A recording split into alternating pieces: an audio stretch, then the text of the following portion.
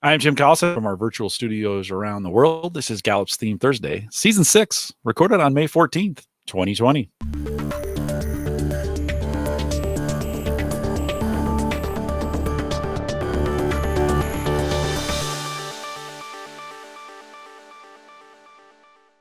Theme Thursday is a Gallup webcast series that dives deep into the CliftonStrengths theme, one theme at a time. This season, based on developing teams and managers with CliftonStrengths. Today, we kick off the relationship building domain. If you're listening live, love to have you join us in our chat room. It's actually right above me there. Just click on that link. It'll take you to YouTube, sign into the chat room, let us know where you're listening from. Love to have your questions during the program. More important for the post show, as we talk a little bit later.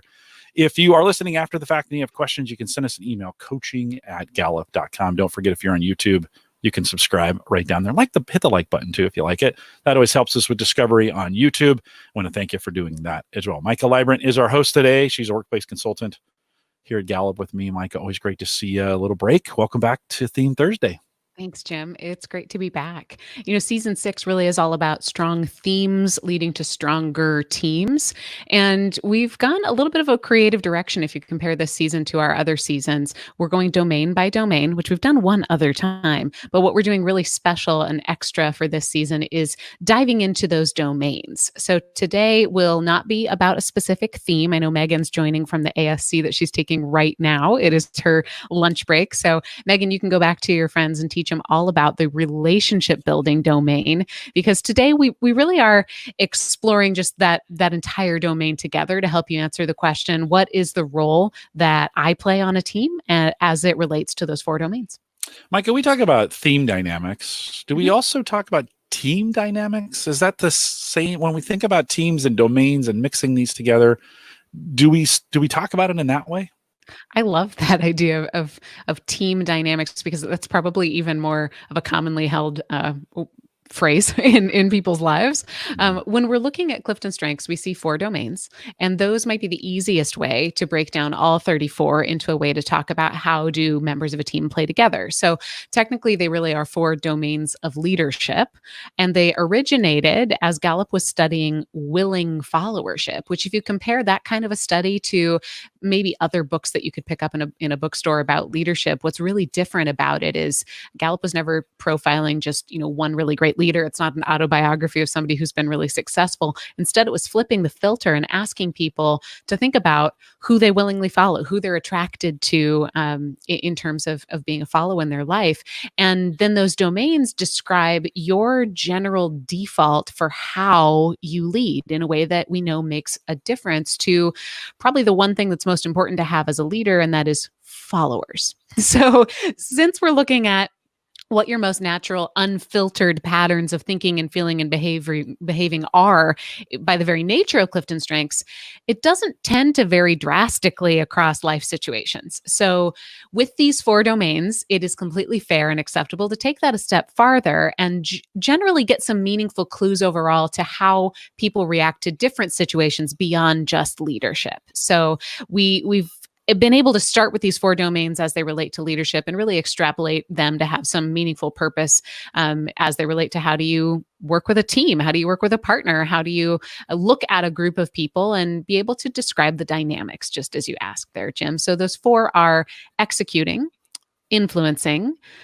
relationship building, and strategic thinking. So for season 6, we're on the 3rd one, relationship building, which means we're halfway through. So this is kind of, we took 2 weeks off for a little bit of halftime and to kind of come back. But as we think about this relationship building themes, kind of makes sense. Like when you think about relationship building, I think it goes a lot deeper than the name though. So give us a little explanation. What do we say relationship building? What do we mean? These are the glue that holds a team together. Now, remember, these originally came from leadership behavior. So a leader who leads with relationship building will inspire and influence people, I think, in 2 ways. One is they'll connect individually with other people, sort of holding their hands and engaging with them personally. It's about seeing and sensing the personal experience that other people are having and being drawn to building those bonds one by one by one. The second way that they'll do that is they'll create connection among groups of individuals. They care for the links between people, and they'll do this by planting or encouraging or strengthening the networks within larger groups of people. So people who lead with relationship building, and if you've taken a Clifton Strengths, you've got your big 25-page Clifton Strengths 34 report. On the front page, it actually tells you which of those 4 domains you lead with or is most dominant for you. If that describes you, it probably means that you can take groups of individuals and transform them into teams or families or communities or partners. Yeah, and on that report, don't get hung up on the order. It starts conversation with it, right? As we go into that. So let that be a lead to the conversation. And so today we're going to give you some insights into that when we think about relationship building, which themes comprise this domain. You can find out more about this in the book Strengths-Based Leadership or on your own 34 report. There are 9 themes that fall into the relationship building category: adaptability, connectedness, developer, empathy, harmony, includer, individualization, positivity, and relator. I'm sure somebody can put all of those into the chat right now because they were listening very closely and taking good notes. Each of these themes is going to build relationships slightly differently, and we will explore every single one of them over the next 9 episodes of this season. And really, I think our goal in every episode is to uncover the how, so that you're not just saying, oh, they build relationships, but you can say, how does connectedness do this versus how relator can do this, so that you can answer that ultimate quest of how can I better honor the people on my team based on who they are instead of forcing them all into the same sort of mold. On the whole, I would say this group of 9 themes shares a common thread, and that is that they focus on the people side of the process. They see work and challenges and opportunities through that lens of human connection. People who lead with any of these 9 are driven, motivated, and inspired by interaction with other people. So if the domain really does describe what they do, they build relationships, then each theme offers some specific insight into how they do that. Now, on some level, relationship building themes thrive in their ability to sense, elevate, and connect. Think about sensing, think about empathy, sensing the emotion of others, individualization, sensing the differences between other people that really could be valuable, connectedness, sensing mystery and serendipity. When I think about elevating, I think about developer elevating another's understanding or another's expectation. Positivity elevates another's mood or elevates the emotional experience of another person. And when I look at that connecting piece, it's harmony, connecting people on areas of shared agreement. It's includer, connecting groups to their missing pieces. It's adaptability, connecting people to their most urgent or most instant needs. All of your themes, even if they're not relationship building themes, create a filter through which you see, experience, and think about your world. For the most part, the filter of relationship building, which is something that can't be turned on or turned off, it is about what you're constantly picking up from others and effortlessly offering to others in response to whatever you're picking up. Yeah, so let's say that I look at a picture of my team and I notice dominant strengths and relationship building, maybe a team grid, and I'm seeing that kind of that pattern pretty regularly. What does that really tell me? So a team who's got some dominant relationship building talent is likely to have strong social bonds or a consistent desire to create them. if they're not already there, they're constantly looking for how they can make them happen. It does not instantly mean that those strong social connections are going to be with each other. I've led and consulted and worked with teams who had, for example, loads of relator, and they likely take longer to get to the inner circle of trust with anyone. And very often I've worked with these teams who you might look on paper, see a ton of relator and think, oh, I bet they're all best friends with each other. When in reality, they've all got other networks and other constituencies that they feel closer to. And in fact, you get those leaders in a room and they feel a little bit distant. So you could fill their social and emotional connection with people outside the team. That's really where you need a coach and actual experience and a bunch of curiosity to figure out what's going on. But with enough time and support, turning those bonds inward toward the people on the team definitely, and in my experience in some of the teams I'm thinking about right now, definitely creates that lasting connection that almost creates something in addition to the people. The connection there takes on a life of its own. Teams with a lot of relationship building talents are social. They create a whole, a team, a collective being that really is truly bigger than just a collection of individuals.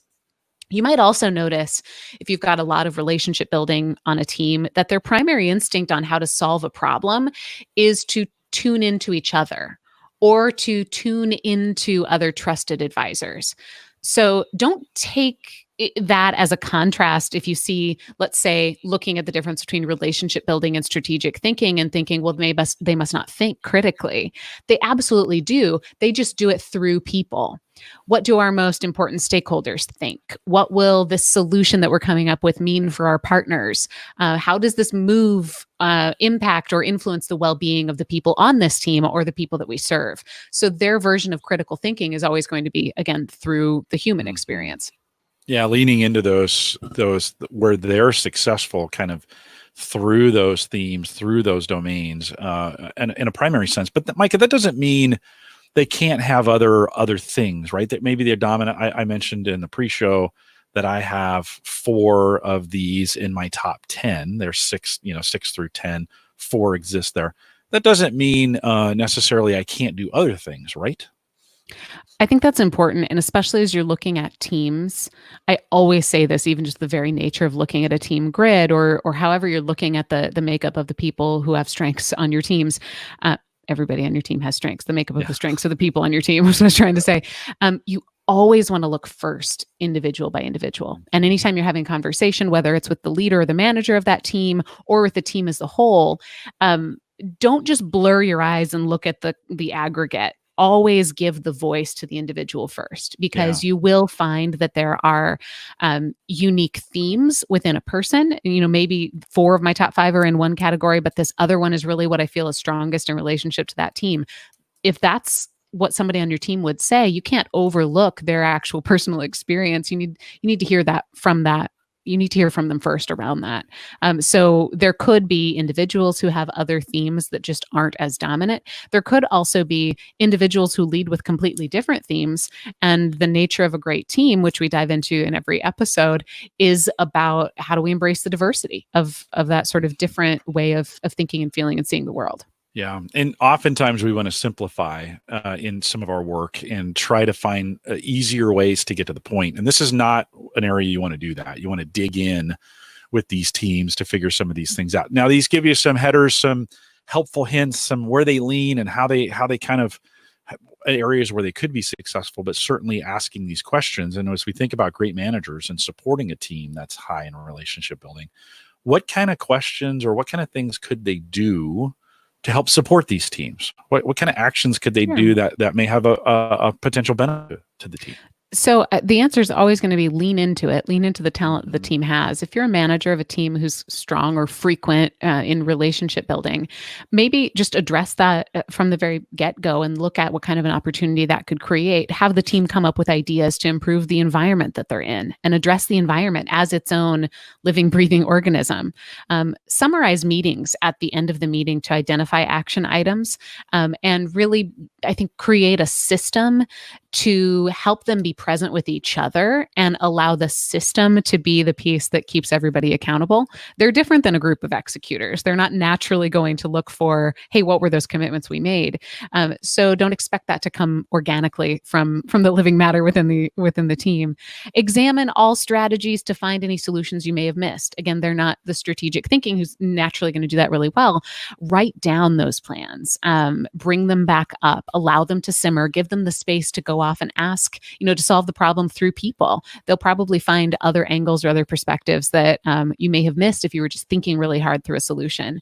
And create team timelines for projects that visually represent each employee's obligations and the opportunities for impact that that's going to have on the love language that they speak is that of people. So make sure that you're always talking about the impact of a goal or the impact of what will we have accomplished for other people once we reach what it is we're aiming at.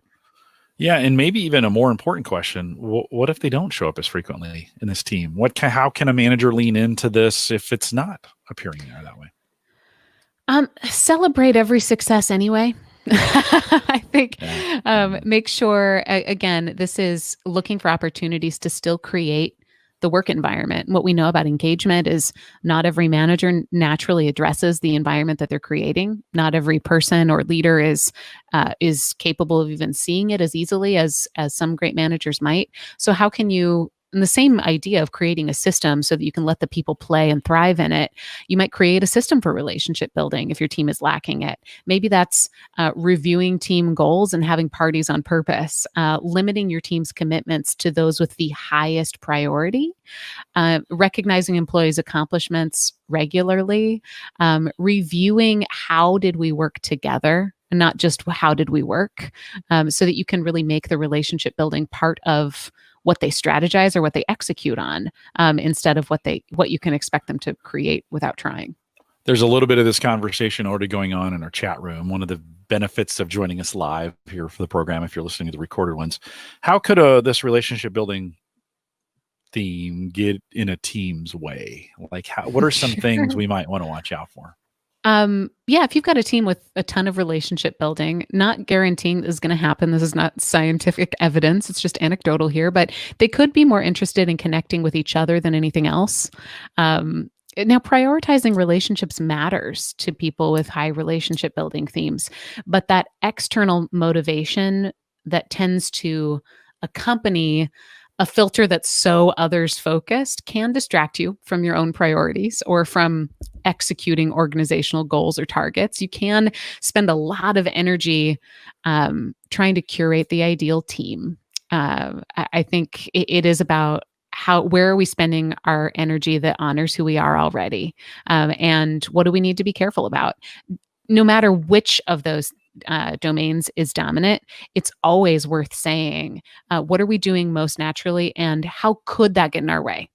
And then holding that safe space to call each other out on it, to honor each other by letting each other know, maybe, here's the flame and you're getting a little bit too close to it.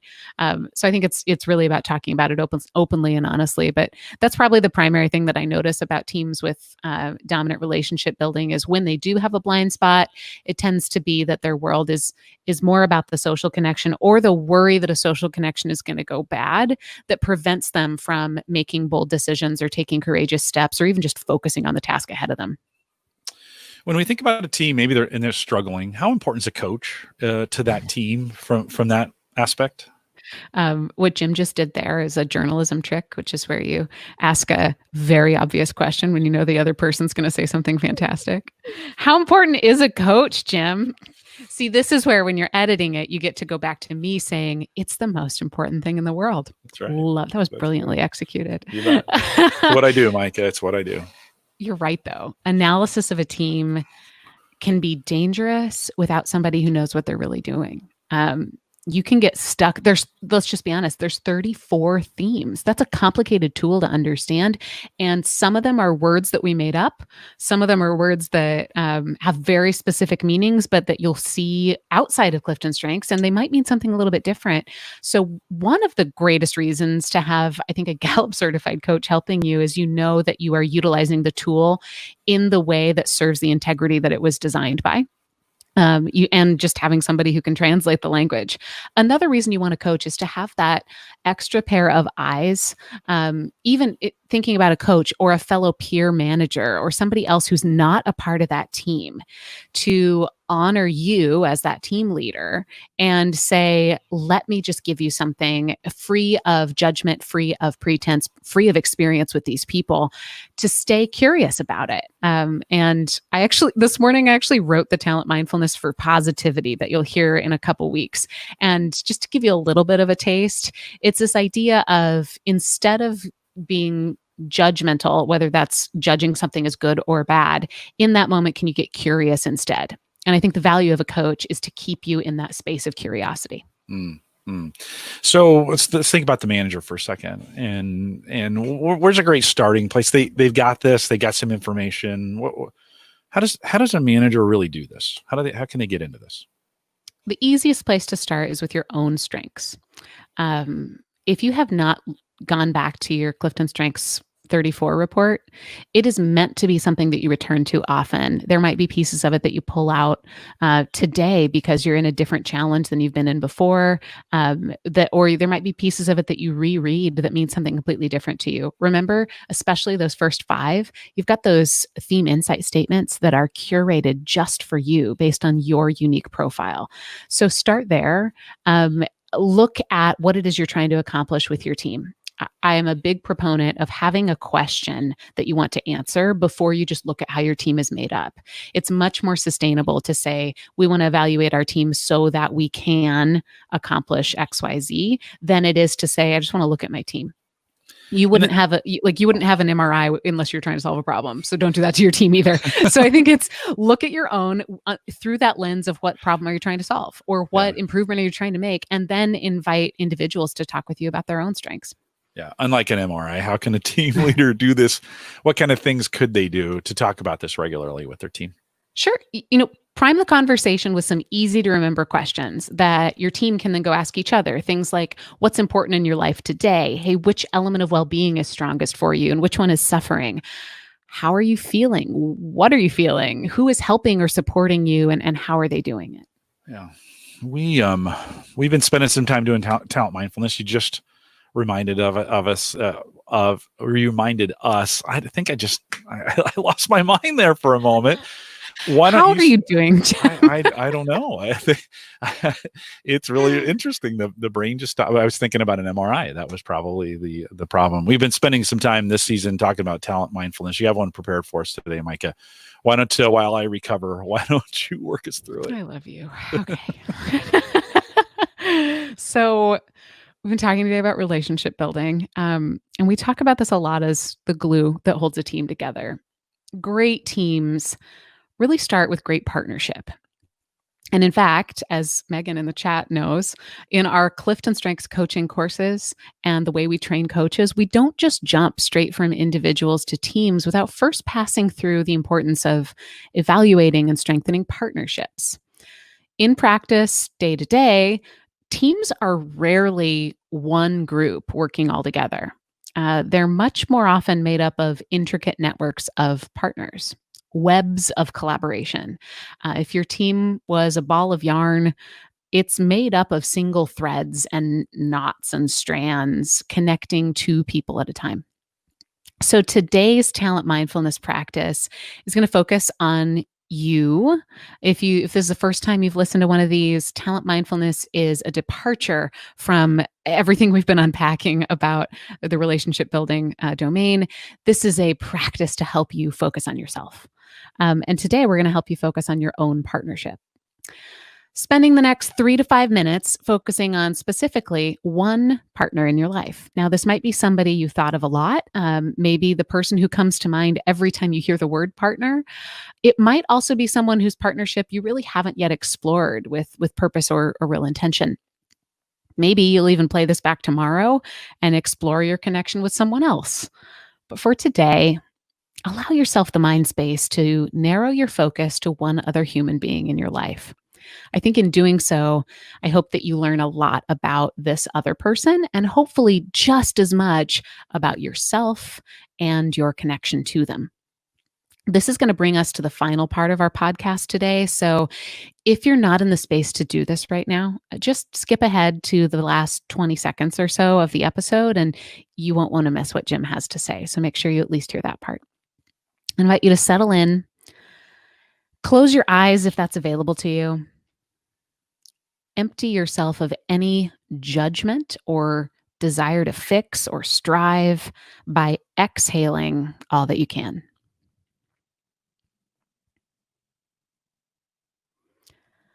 I'll be silent while you take a few deep, slow, centering breaths. Just clear your mind.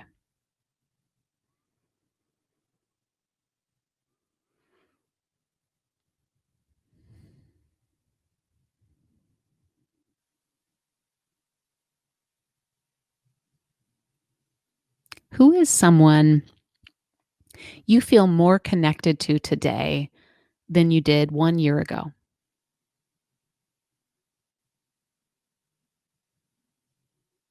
You don't have to hold a a positive or a negative judgment on that answer, just significance. Let your mind sort through all your people and settle in on one person whose relationship you want to think about more purposefully today.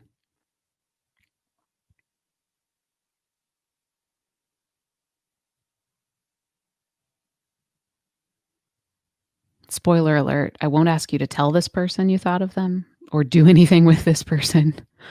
But whoever's bubbling to the top of your mind right now, allow it to be just one real person. See their face in your mind. Hear their voice.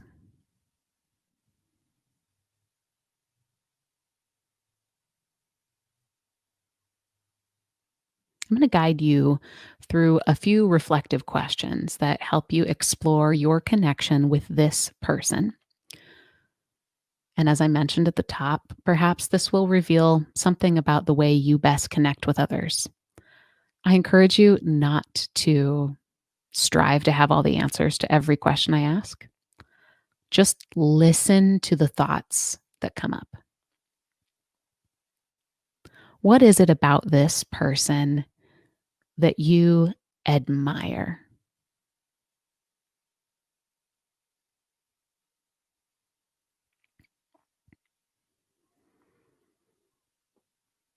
How does your experience of this person make you better? Specifically, what part of your life is improved by this person?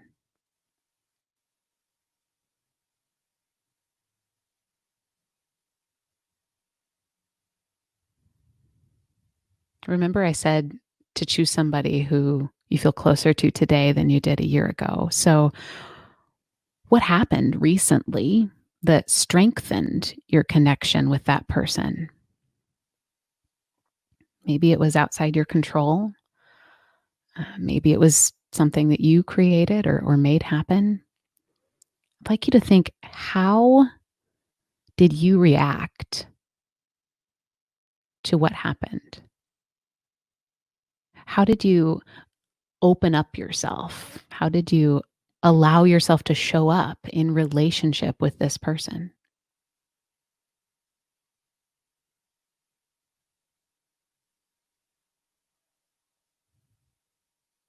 I hope you still have this person's face in your mind.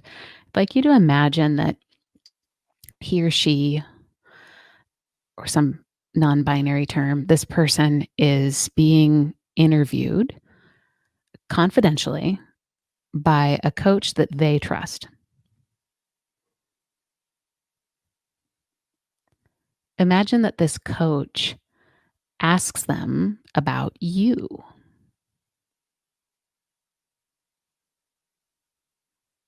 So imagine the coach asks this person what you bring to the relationship, how you improve their life. What do you think this person would say?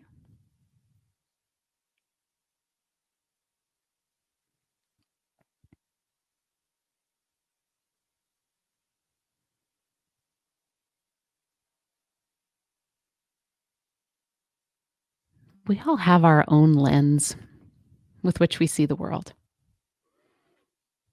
Our talent builds that lens, and our talents are best explained through our CliftonStrengths themes. Sometimes we see the best versions of ourselves through the lenses of other people. That's true for you. Sometimes it's true for other people too. So the last question is not a reflection question, it's a leap forward question.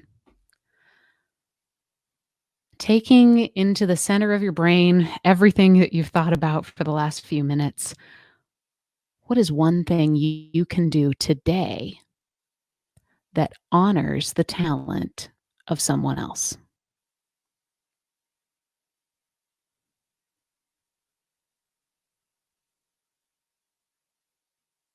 thinking about that action, take one more breath and bring yourself back into the moment.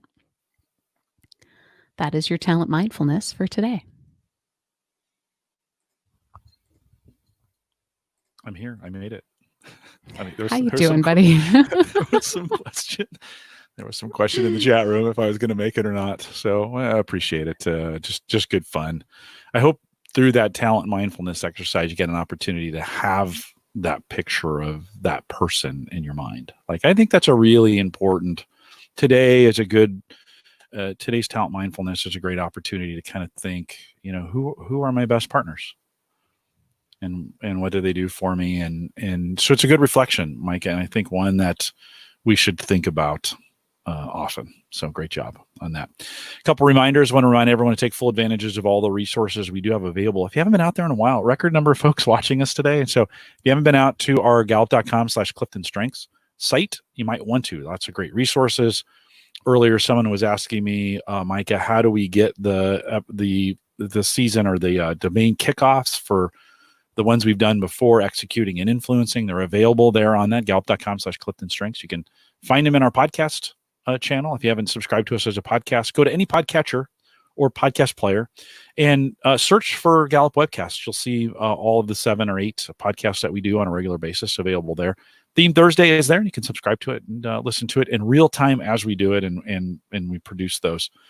While you're out there at gallup.com/CliftonStrengths, search for our Clifton Strengths community newsletter. There's a link at the very bottom of each page that you can just sign up for. We'll send it to you every month, kind of keep track of everything that's going on here in the community. If you have any questions, you can send us an email, coaching@gallup.com. If you want to follow all the things that we do here live, maybe you want to join us for a record-setting live audience, you can do that as well by following us over at gallup.eventbrite.com, a great way to kind of stay up to date.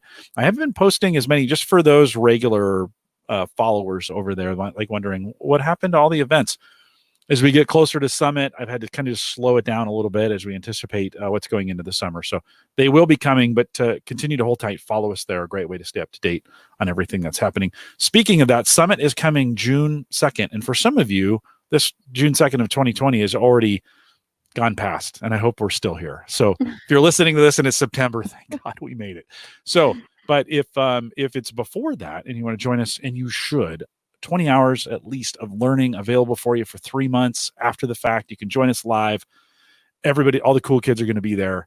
You'll want to be there as well. There's some shady characters, Micah, closing this thing 4 to 5 Central at the very end. No idea how they're getting away with that. You do not want to miss the party that we're going to throw at the very end of this thing. It's going to be this at the end of the summit.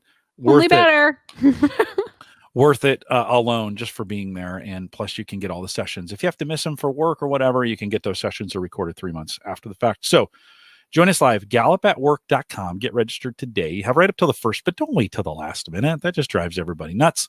Make sure, not really, but make sure you sign up now, today. though. Do yourself a favor, make that commitment, and then you'll know you show up. Yeah, Micah, actually today we hit the same number, we hit the record number that we've had, and everything after this is a new record. So and who wants to miss out? A lot of people missed out on the very first one we did 5 years ago. Do you really want to miss out on that? Do you want to say, oh yeah, I could have gone, but I didn't? So head out there, gallupatwork.com. You can get registered today. Great. We'd love to see you there. And we will see you. If you register, we will see you for the 4 to 5 session at the very end. Join us in our Facebook group, facebook.com/group/call to coach. If you want to do that on LinkedIn, search for Clifton Strengths trained coaches, and we'd love to let you in that group as well. If you're listening live, stay around for some post show. We have a little bit of time to do that here today since we just covered one thing. Thanks for coming out today. With that, we'll say goodbye, everybody.